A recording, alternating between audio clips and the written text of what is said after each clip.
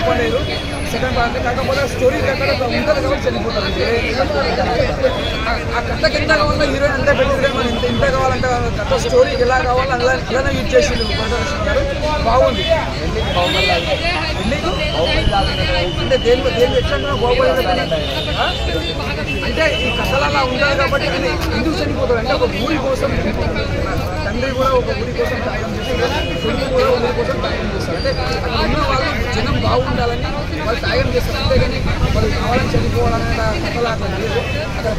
ఊరి కోసం జనం కోసం అట్లా కావాలని అంటే అక్కడ చనిపోతే బాగుపడుతుంది అంటే ఓకే అన్న సినిమా ఇండియన్ యాక్టింగ్ మొత్తం ఇచ్చి పడేసిండు గుమ్మలో వేసి ఇండియన్ చూడలేము అట్లా విశ్వరూపం చూపించిండు మళ్ళీ ఒకసారి జూనియర్ ఎన్టీఆర్ నటన ఏంటో చూపించి ఇచ్చి పడేసి